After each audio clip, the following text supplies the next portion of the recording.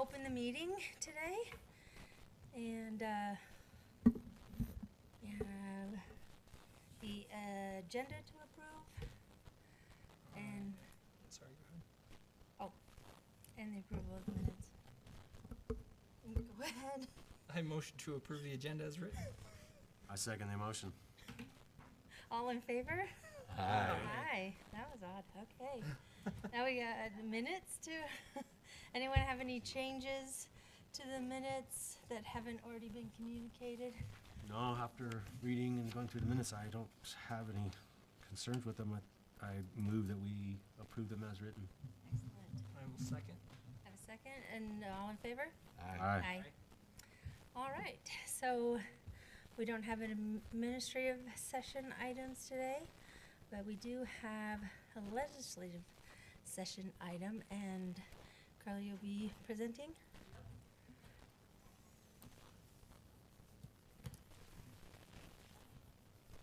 Okay, so, I do not recall that we have had a conditional use permit before the commission for a while, so, It hasn't been too long. have you, okay, maybe it just wasn't, maybe it was one that I haven't done one for a while. So anyway, so a conditional use permit, if you look on our, matrix, it will say a permitted use is a P, a C is a conditional. And basically, a conditional use says that that it's permitted if these conditions are met. The conditions have to be set out in code, and they cannot be arbitrary or capricious.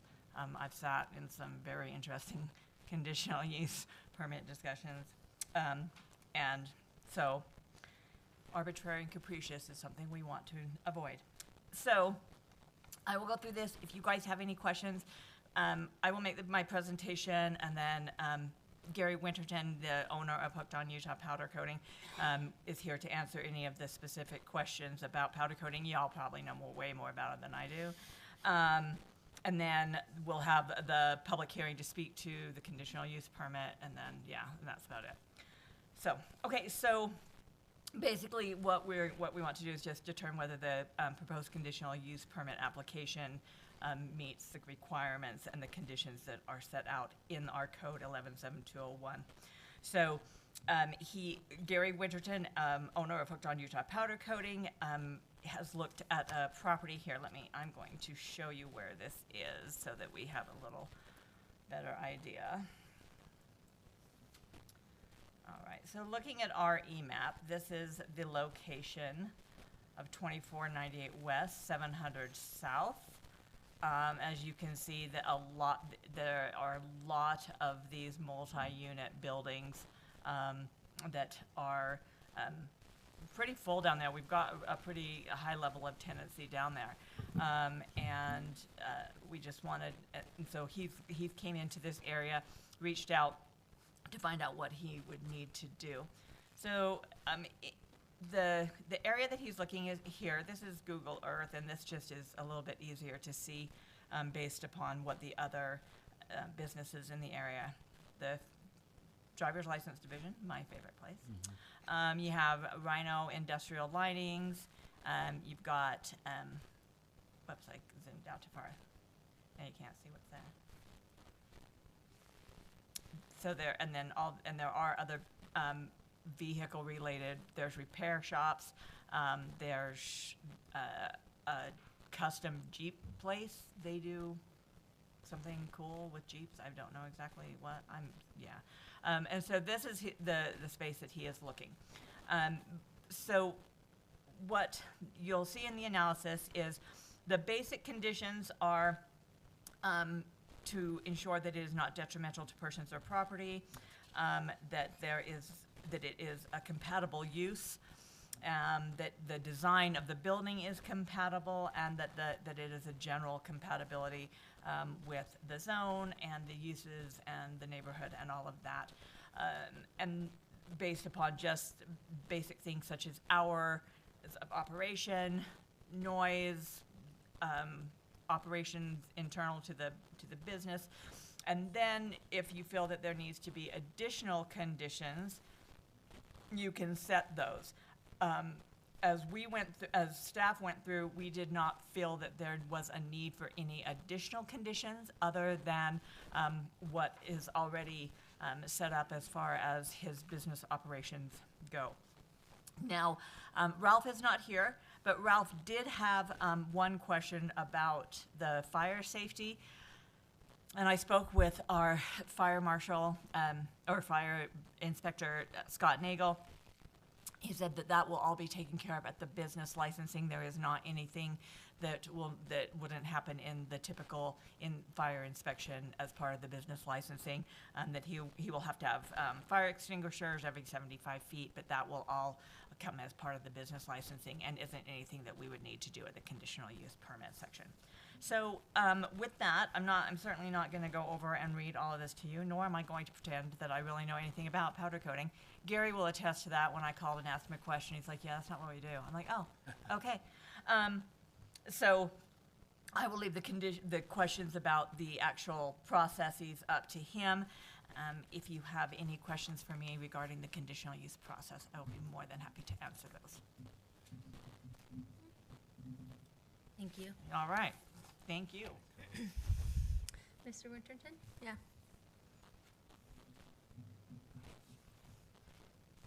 Appreciate you having me tonight. So what questions can I answer rather than me just starting randomly someplace?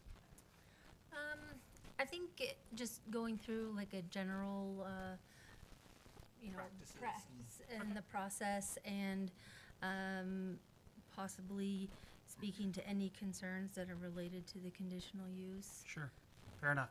So what we're doing is custom powder coating. So it's not, we're not doing high volume powder coating. It would be more of the higher end custom stuff. So wheels, brakes, furniture, nicer stuff like that. So when we talk about that type of powder coating, one of the questions that Carla had for me, one was around fire hazard. So we're using, if you understand powder coating, you know that you take a clean metal part, like these chairs are powder coated right there. They get stripped down, sandblasted, then they're put in an oven. It's called outgassing. They're heated up to about 400 degrees for about an hour, removes any impurities, oils, anything that might be in the metal. Once it comes out, it's then hung in a spray booth, and our booth is about as big as this that will be in there. Has its own filtration and vents. Powder coating has to be very, very clean, because if you're spraying white one day and you spray black the next day and there's anything even in the air, that white's going to attach to the black, and then when you bake it, it's going to come out speckled. So what happens in that booth is you're basically charging the powder coating with a gun that adds an electric charge to the powder. It wants to go to a negatively charged piece of metal, which is just grounded, earth grounded to the floor. And so that powder just sticks to it beautifully as you spray it on, which is what you hope sometimes, but it goes on. It's just sitting there as powder. It's then wheeled into an oven, and you, based on the type or color of the powder, you bake it for a period of time, 400 degrees, 350 degrees for 30, 40 minutes. Comes out, you let it cool, it's done. There are no fumes, there's no toxic materials, none of that in this type of powder coating. So it's actually really cool. The oven that we use uses the same heating elements that your home oven uses. It's insulated the exact same way. So it has insulation in it that runs up to, a temperature proofing of about 2,500 degrees. The oven can't even go that hot. These ovens go 500, 550 at the most, which is about what your home oven will do. So very, very safe. They're electric. They're not gas. There's no exhaust coming off of them. They have their own fail-safes in terms of circuitry. Then they're plugged in. You're running them into power, which then has its own default, breaker. So fire is very, very low, way lower than the other tenants that are in there that are doing fabrication and spraying rhino lining and that kind of stuff. We'll be very quiet and clean. So that's powder coating. That's really what we're going to be doing. One of the questions that I had asked is about stripping of the material. So if you bring in something that's already been powder coated, how do you strip it? We use a product called EcoStrip. So it has no methane chloride in it. It's actually a biodegradable Very friendly stripper. Goes in a 55-gallon drum. You fill it about a quarter of the way up, and it has a heating strap on it that just warms it like you'd warm a crock pot to 160 degrees. When you put the part in there, it sits in there for 20 minutes, and it strips the paint off of it. And that can be just used over and over and over. And once you're done, there's a company in Salt Lake that'll come, seal the barrel up, and they take it away and they dispose of it. But it is biodegradable. It could be poured down the drain if we wanted to. It wouldn't violate any of your city ordinances. We just have it removed that way, so that it's taken up there and it's disposed of. That way, then we refill a new barrel and use that stripper. That's really the process for powder coating. Very safe. My business partner in this is my son, who is a Orem City firefighter and EMT. So we got the fire thing covered in spades with the fire extinguishers that'll be in there when we do the permit.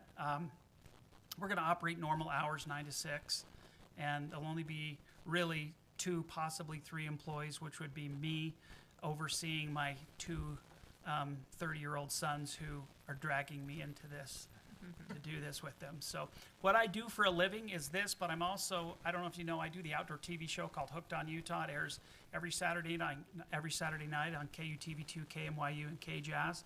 I've been doing that for 17 years. And then I'm also a commercial pilot for the Utah County Sheriff's Office. That's why I like this location, because it's right next to the Spanish Fork Airport where we fly out of for search and rescue. So I'm one of 5 full-time pilots for the Sheriff's Office.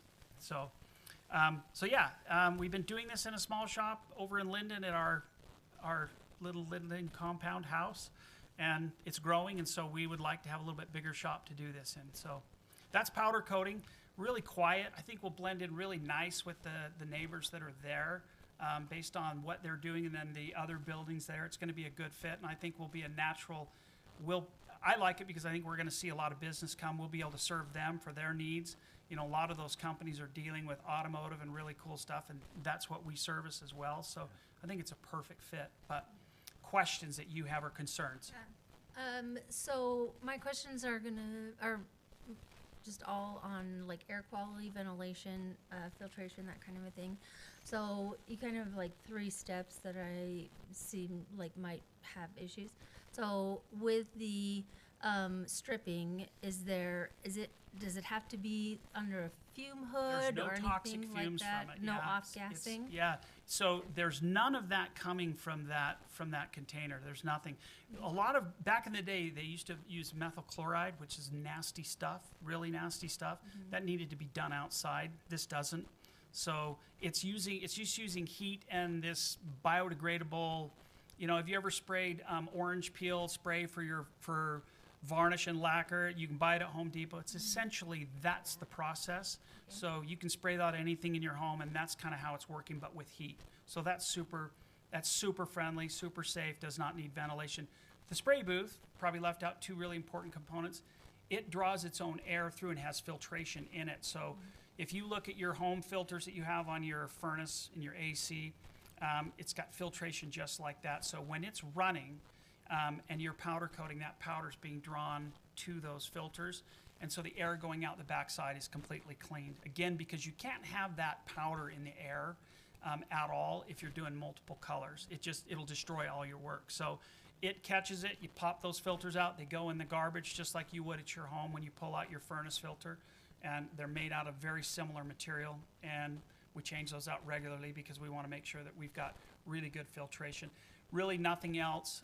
We're not doing any, very minimal grinding or anything in there that's going to cause anything, because we need to keep the dust down to a very minimum so that the shop is as clean as possible to produce the kind of work that we're doing.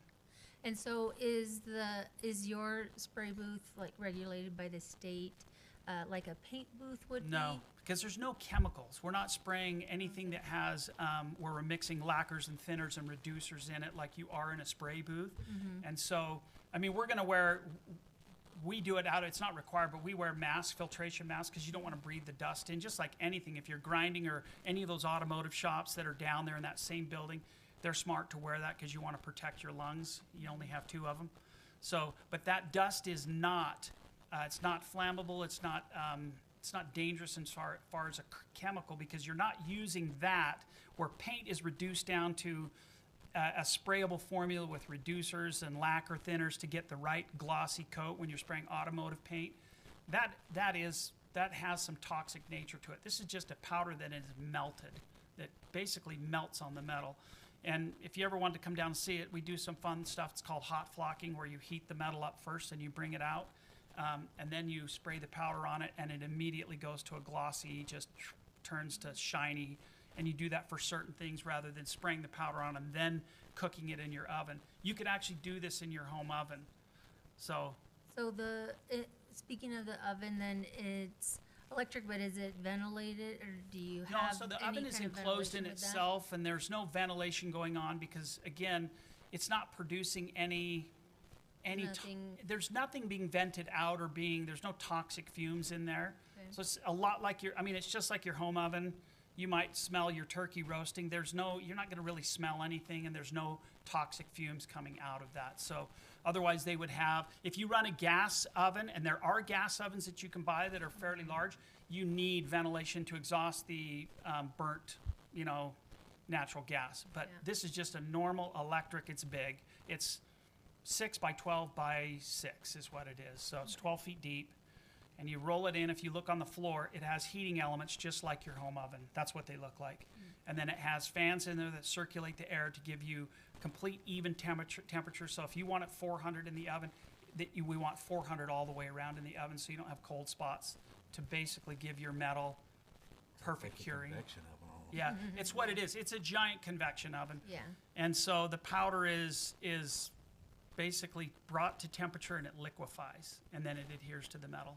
And is the heating process ever left unattended, or is that always someone manned? It's fired up when we get into the shop. We'll turn it on and it depends what we're doing that day. But if we're going to be doing a lot of powder coating, we basically bring the oven up to temp when we're ready to start that process. We put in we do the curing in the oven, pull it out, and then it gets shut back down, and then you're doing other things. Otherwise, it will produce a lot of heat. Yeah. Even with the door shut in the summer, there's no AC in that building, in that warehouse. There's a heater. It'll put off way too much heat. So you run it when you need it. Comes up really quick to temperature. Takes, like your home oven, takes 5 minutes to get to 400 degrees. 350 to 400 is where it spends most of its time as far as working. That's the working temperature for powder coating. And then we shut it back down. Otherwise, it just will get way too warm. It gets way too warm in there. It's nice in the winter. And then you said that you do sandblasting. So we have a sandblast unit that's in there. It's made by Scat Blast, and it has its own vacuum filtration system. Okay. So it's run off of an air compressor. And then in that, it's completely sealed. If you've ever seen them, you put your piece in there, you shut the doors, they're sealed up tight, and then you reach in with your gloves and you can sandblast inside there. And then as that air is being pulled through, it moves out to a canister, a lot like your built-in home vacuums you've seen, where you can plug into your wall, and then you've got the big Is it canister just outside like with that a then? great big filter. It has that in there, so the air that comes out of that is clean. And then, because we don't want it exhausting dust into the shop. And then when that filter's dirty, new filter goes in. That filter goes the way of all things, garbage. So And but- it doesn't vent to the outside. it doesn't vent to the outside. It vents in the shop. It'll vent in there, but it's clean because we've got to have it clean. We can't have the dust again when we're curing, because when anything comes out of that oven and it's still hot, whatever's in the air is going to stick to it. Yeah. And it's like if you spray paint anything and then you have dust, all of a sudden you get all those particles. It'll just adhere to it. So it's kind of unique. I think a lot of people think powder coating's dirty, but it's actually really clean, because if you're trying to do really nice work where someone comes in and they want something done that's looks really pretty, it's got to be clean in there. The air has to be clean. So everything has filters on it to make sure that the air is clean. I mean, it's got a great big rolling door, the place we're looking at. We'll open that in the morning to cool it down, but then we'll keep it closed because you don't want dust coming in from the outside on that work when we're working on it. So, but I'm trying to think of anything else. There's only 3 employees, 2 really. It's my one son. I think my other son's trying to weasel his way into it, but I mean, it seems, I don't know, it seems pretty compatible with what's going on out there. Yep. Like, even as far as like chemicals and waste wise, like I would be more concerned about the diesel mechanic across the street than probably. You guys are gonna Any be other doing, so. questions for I was just Mr. gonna say, Whitman? yeah, I'd love to be one of the guys that comes in and sees it when you guys are up and running. We'd love to have you guys down once we're going. Really cool. And love to show you how cool powder coating is, because when you start, go look around your house, and a lot of the really nice things that you have are powder coated, because it's such a good, clean, eco-friendly way, and you can do now with, I mean, the colors that they do are blow your mind cool. So, I was gonna ask one technical question about the powder itself. What is the material? Is it ceramic or what, or is Every it proprietary? They don't tell you. it's so if you go with Coatings by Coatings, they have their proprietary blend of they call them illusion colors, which Right. they do have like glitter and metal flake in them to do those really beautiful, vibrant colors. And then, some of them are just flat black matte, and I don't know how they make it. You buy it by the pound, and you buy it by the color, and then you put it in a hopper that goes on your big gun that's computer controlled, and it basically runs off air pressure, what you're shooting. You basically load that in and program to say, this is what we're shooting today, and the hopper vibrates and it fluidizes what's in there so it can spray it really evenly. But I don't know how they make it. They don't tell you. But it's on there. They all say eco-friendly. So, because now today, as you know, if anything isn't eco-friendly, you're not able to sell it or use it. So, even paint shops now have that real problem. They've gone to water-based in a lot of ways. In fact, I built an airplane a few years ago, and all the paints for that now are water-based. As far as what you're painting on those airplanes, they're not old style where it's like automotive, and even those guys are heavily regulated as far as what they use. So we'll be very clean. I think we'll bring a lot of tax base and revenue for you and be a good business. All right, thank you very much. Okay. Am I done? Am I scooting? Yeah, you Okay. can have a seat. Yeah. Okay. So with this being a legislative item, we will open a public hearing. And please, if you come up to speak, state your name and your address, and try and keep your comments to 3 minutes or less, and also make that they are related to the conditional use, so relating to detrimental to persons or property, and use, design, or general compatibility. Seeing as no one is coming forward for a public comment, I move we close the public comment section. I'll second. All in favor? Aye. Aye. All right, discussion? Good questions. Yeah. I- No, it's good. I work in manufacturing engineering, so. No, like I mentioned, I think it's compatible with everything. I think staff's done a good job even outlining Yep. here, listing the different businesses if you can't see it or just listening. One thing I was going to address as far as Ralph's concerned as well, I know through even just the building permit process, fire, egress, all of that will also be handled as part of building codes for whatever their specific uses that they're going to be doing. So Yeah. I don't know that would be a huge concern because that's all regulated by international building codes, not Yeah. necessarily our city code. Well, We're and then not gonna air- run, sorry, go ahead. Sorry, air quality would. Air quality, is monitored by and regulated by it the would state. essentially classify a different occupancy Yeah. depending on what they're going to be doing, and so because of that, it's not something that we Yeah. necessarily. It's not like you're gonna get, like, I think I've been in a few different powder coating shops, and it's not like they were required to put in a sprinkler system because of what they're doing, so, they're gonna get upset. I mean, there's a good chance that building probably already is fire sprinklered. Right.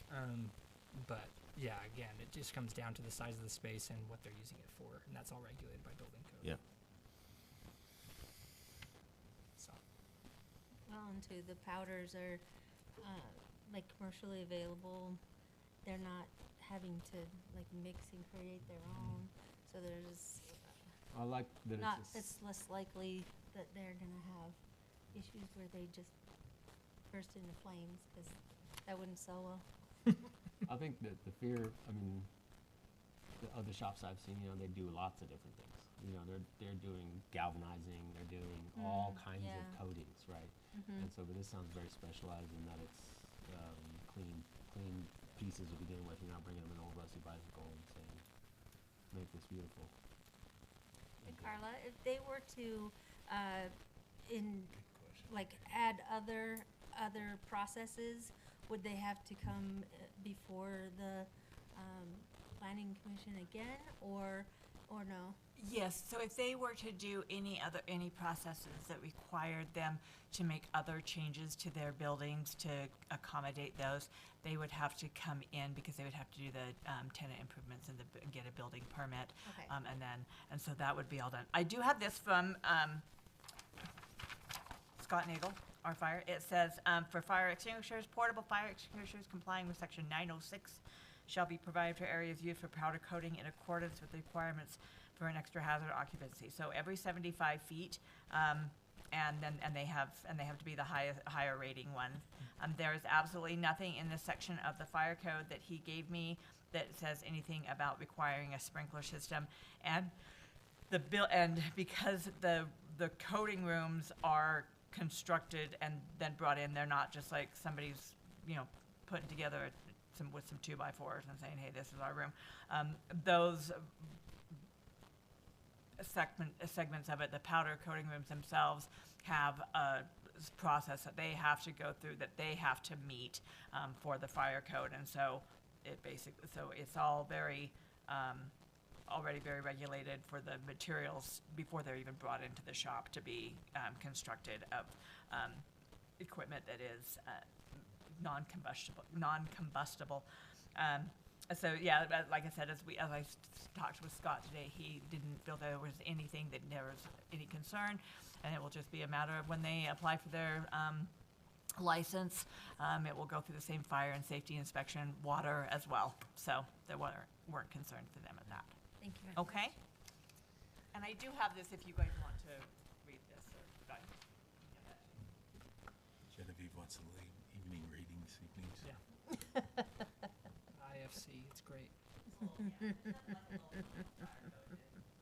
It's really If lowly. there's no other discussion, I'll make a motion. There's not any other questions. I'll entertain a motion. All right. I'll move to grant the conditional use permit to Hooked on Utah Powder Coating to be located at 2498 West, 700 South, within the Highway Commercial Zone, HC. We have a motion and I'll second the motion. a second. All in favor? Aye. Any opposed? So the recommended motion passes. And do we have any other items of, Let me clarify one thing really quick, and it's not a big deal. Too late. Another powder coating company comes in, that conditional use permit runs with the property. So Uh-huh. he could sell his business and that owner, as long as they were maintaining the same thing, would be able to, that conditional use would be applied. Transfer. yeah, So if it was powder coating. But if it changed to something else, then it would have to go through its own process. All right. Anything else from staff? Then, we don't have anything else on the agenda. I'll entertain a motion. I'll motion to adjourn. I'll second. We have a motion and a second. All in favor? Aye. Aye. Thank you very much, everyone.